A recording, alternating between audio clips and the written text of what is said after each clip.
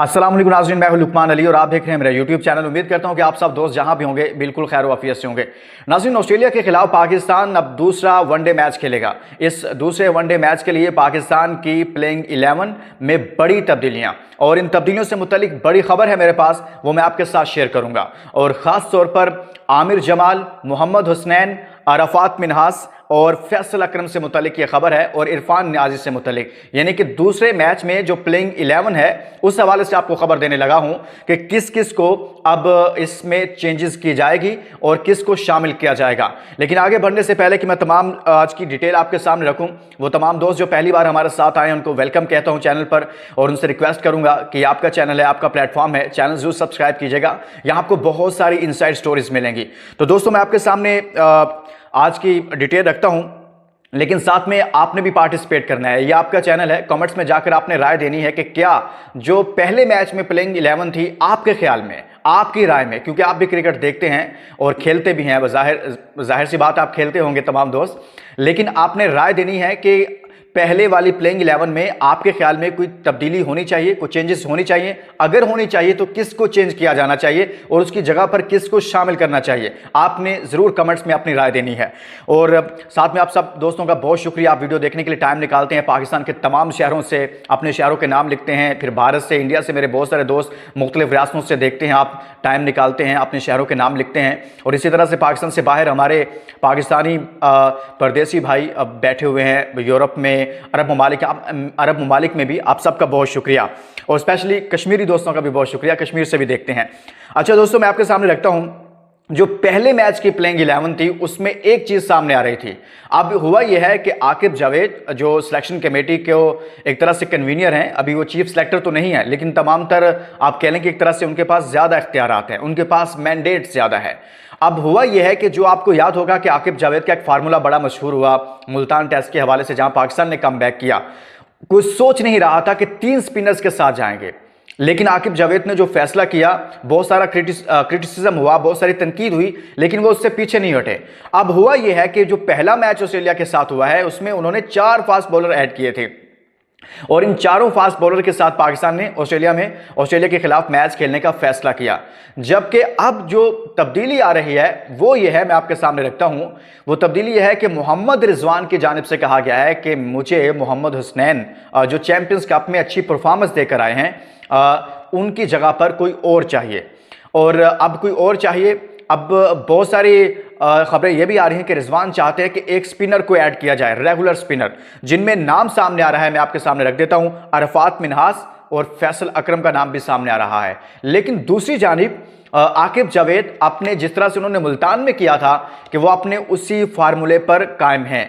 वो चाहते हैं कि इसी तरह से चारों फास्ट बॉलर ही आगे भी जो दूसरा वनडे मैच है उसमें भी वही रहें, जबकि कैप्टन ये चाहते हैं कि इसमें चेंजेस की जाए, स्पेशली हसनैन के हवाले से। वो मोहम्मद हुसनैन को ड्रॉप करना चाहते हैं, लेकिन वो ये भी चाहते हैं कि अगर स्पिनर को ऐड नहीं करना तो इनकी जगह पर आमिर जमाल को शामिल कर लिया जाए।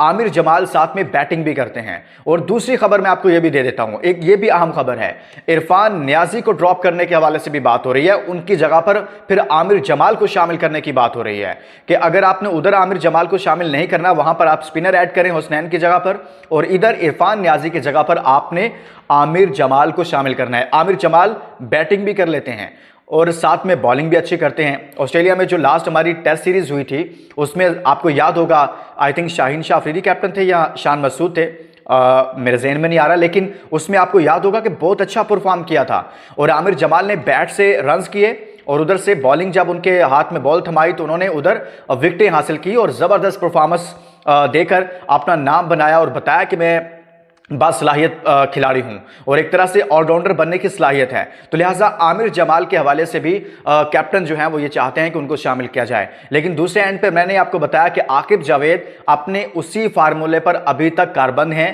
कि मैं चारों फास्ट बॉलर के साथ ही जाऊंगा और उन चारों फास्ट बॉलर को ही वो टीम में रखना चाहते हैं। लेकिन मेरी अपनी ज़ाती राय में भी मोहम्मद रिजवान की तरफ से ये डिमांड आना या मोहम्मद रिजवान की तरफ से ये तजवीज़ आना चेंजेस के हवाले से दुरुस्त हैं। किसी सतह पर मोहम्मद हुसनैन एक तरफ मैं देखूं तो बड़े लंबे अरसे बाद कमबैक किया है, परफॉर्मेंस देकर आए हैं, तो एक ही मैच के बाद उनको परफॉर्म नहीं करना, ड्रॉप नहीं करना चाहिए। लेकिन दूसरे एंड पर देखा जाए तो आपके पास आमिर जमाल मेरे ख्याल में उनसे बेहतर ऑप्शन मौजूद हैं। आमिर जमाल यानी कि हसनैन भी ऐसे ही बॉलर हैं जैसे मोहम्मद शमी थे, पेस भी है, सारा कुछ है, लेकिन आप कह लें कि लाइन एंड लेंथ का मसला रहता है, उनको मार पड़ती है।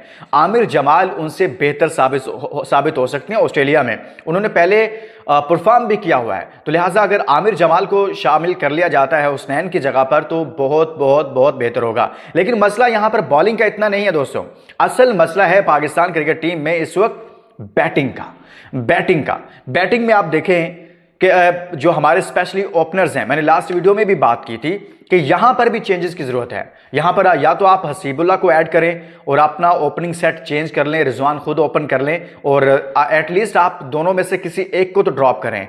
दोनों ही मुसलसल ये ओपनिंग जोड़ी जो है वो नाकाम हो चुकी है, फ्लॉप हो चुकी है, और इसके पल्ले कहते हैं ना, इसके पास कुछ भी नहीं है।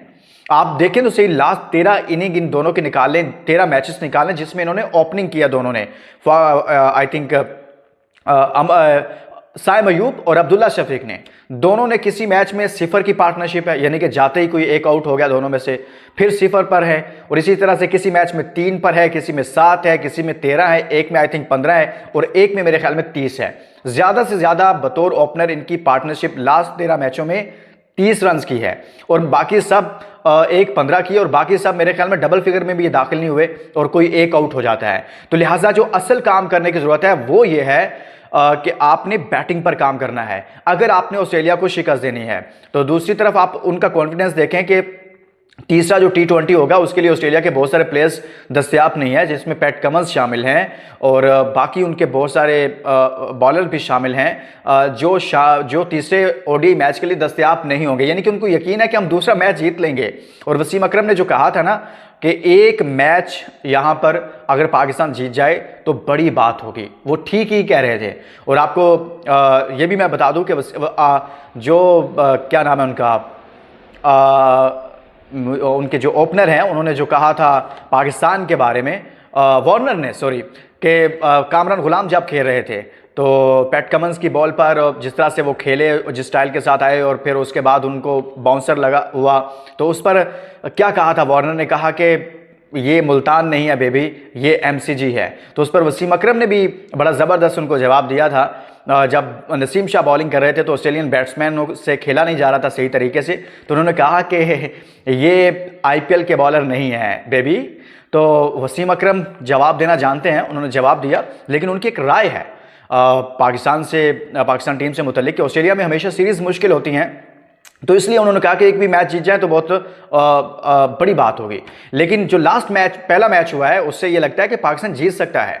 थोड़ा सा अपनी हिकमत अमली को तब्दील करने की जरूरत है, थोड़ा सा आपको बेहतर करने की जरूरत है, और माइनर सी आपको टीम में चेंजेस की जरूरत है, बैटिंग साइड पर, ओपनिंग सेट में, और इसी तरह से बॉलिंग में आप हसनैन की जगह पर आमिर जमाल को ऐड कर लें तो बेहतर हो सकता है। इसके साथ ही दोस्तों इजाजत दीजिए और अपना बहुत सारा ख्याल रखिए, इस वीडियो का ख्याल रखिएगा, इस चैनल का ख्याल रखिएगा, और आपके साथ दोस्ती का हाथ बढ़ा रहा हूं तो आप भी चैनल सब्सक्राइब कीजिएगा और दोस्ती हमारे साथ करें। अल्लाह हाफिज़।